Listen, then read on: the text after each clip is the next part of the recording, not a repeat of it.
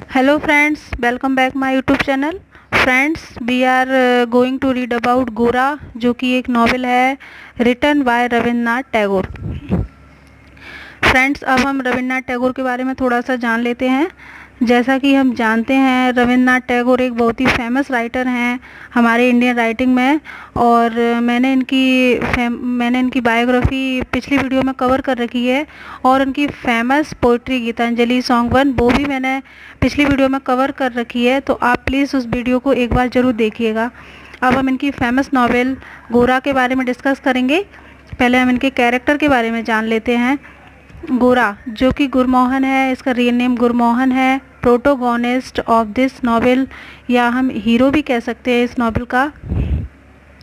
Krishna Dayal Babu, father of गोरा। कृष्ण दयाल बाबू हैं, वो पिताजी हैं गोरा के। आनंद मोही मदर हैं गोरा की। बिनोय, फ्रेंड्स ऑफ गोरा। बिनोय एक बहुत अच्छा दोस्त है और फॉलोवर्स भी है गोरा का। Sucharita, adopted daughter of Paresh Babu and heroine of this novel. Sucharita को परेश बाबू ने गोद लिया है और इस नॉवेल की वह हीरोइन है। Satish, he is also adopted son of Paresh बाबू।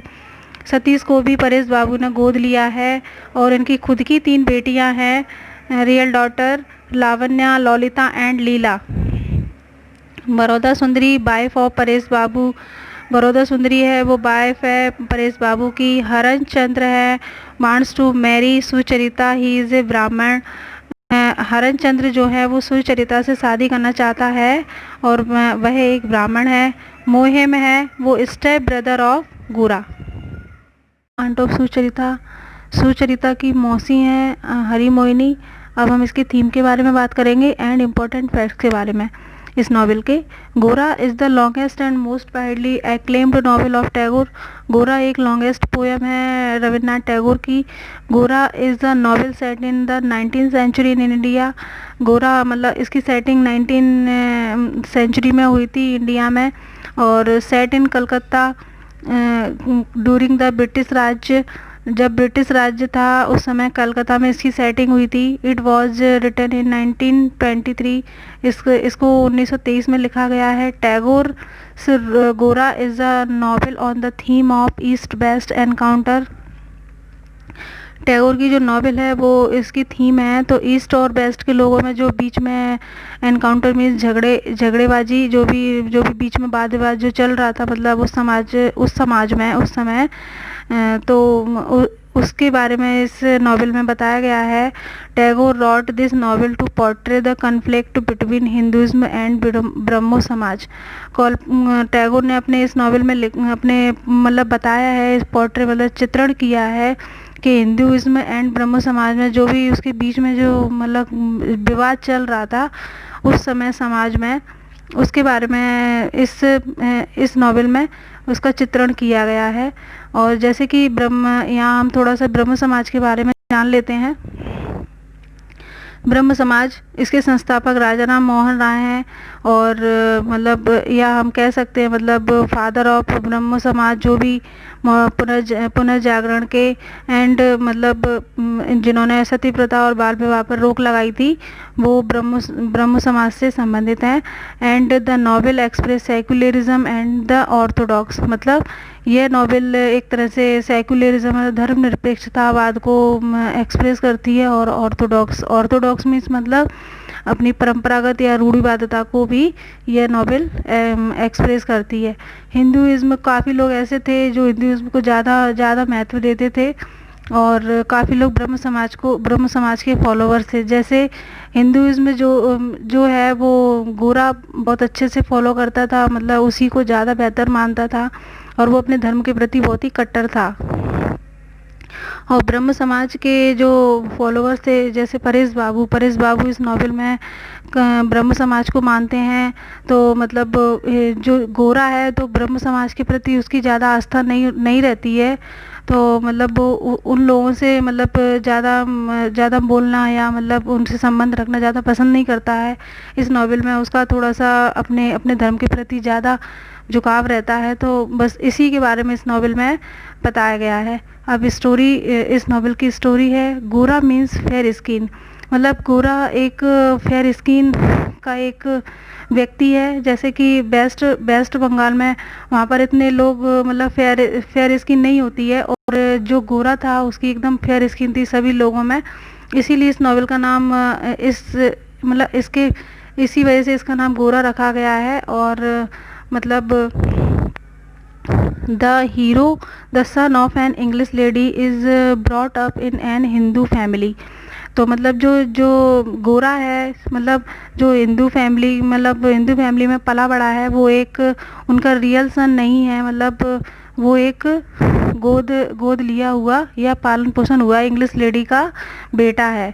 और Gora is a belong to Irish family. Gora किससे बिलोंग करता है? आयरिश फैमिली से। He is not only a strong advocate of religion but practise Hinduism. वह न केवल एक स्ट्रॉन्ग एडवोकेट था बल्कि अपने धर्म के प्रति बहुत ही कट्टर था। He is a very good orator and the leadership quality and he is a very optimist. मतलब बहुत ही अच्छा वक्ता था। ऑरेटर मीन्स वक्ता, और उसमें लीडरशिप क्वालिटी भी बहुत अच्छी थी, और वह ऑप्टिमिस्ट मतलब आशावादी भी था। Binoy is a very good followers of गोरा। बिनॉय मतलब बहुत ही गोरा का फॉलोवर्स था, मतलब उसका और अच्छा दोस्त भी था। Paresh Babu is a mature person with high thinking. मतलब यहाँ पर परेश बाबू जैसे हम इस नॉवेल में देखते हैं, एक परेश बाबू और गोरा की जो मदर है आनंद मोई, वो इस नॉवेल में बहुत ही अच्छे कैरेक्टर के रूप में बताई गई हैं। जैसे कि मतलब बहुत ही सुलझे हुए व्यक्ति हम कह सकते हैं उनसे। तो वो मतलब सभी लोग अपनी उनसे डिस्कस करना चाहते हैं हर बात को लेकर। तो इस नॉवेल में मतलब परेश बाबू है और आनंद मोई को कैरेक्टर को बहुत ही अच्छा बताया गया है इस नॉवेल में। परेश बाबू एंड उनकी family, he and his family are followers of Brahmo Samaj. उनकी जो फैमिली है और वह है वो ब्रह्म समाज को फॉलो करते हैं। और उनकी मदर आनंद मोही, जो गोरा की जो माँ है, वो भी बहुत ही मेच्योर लेडी है इस नॉवेल की, बहुत ही समझदार लेडी है। It is a patriotic novel which express the voice of resurgent India which is arousing the sake of the secular of slavery. मतलब यह नॉवेल एक तरह से देशभक्ति के ऊपर भी थोड़ा सा हम इसको कह सकते हैं एक्सप्रेस करती है। उस समय समाज में जो चल रहा था, मतलब एक तरह से आवाज़ उठ रही थी, जो जो ब्रिटिश का जो राज्य था उस समय, स्लेवरी के मुक्त होने के लिए। तो उस समय के समाज में जो चल रहा था उसके बारे में भी इस नॉवेल में बताया गया है।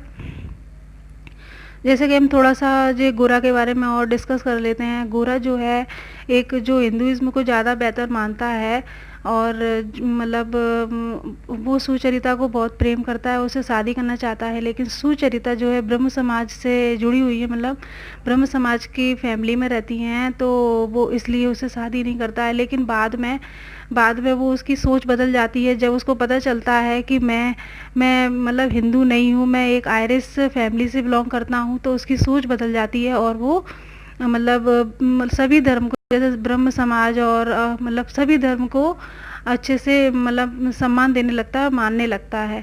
तो फ्रेंड्स, इस नॉवेल का बस थोड़ा सा यही सार था, यही थीम थी। और आपके एग्ज़ाम पॉइंट ऑफ व्यू से इसमें से काफ़ी क्वेश्चन आपके बन सकते हैं, तो ये वीडियो आपके लिए बहुत ही इम्पोर्टेंट है। और फ्रेंड्स, अगर ये वीडियो आपको पसंद आया हो तो please like, share and subscribe this video. Thank you.